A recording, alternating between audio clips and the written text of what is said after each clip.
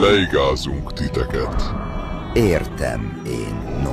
De ez nem jó így. Van nálam házi pályinka. Előbb igyálkom ám egy kicsit.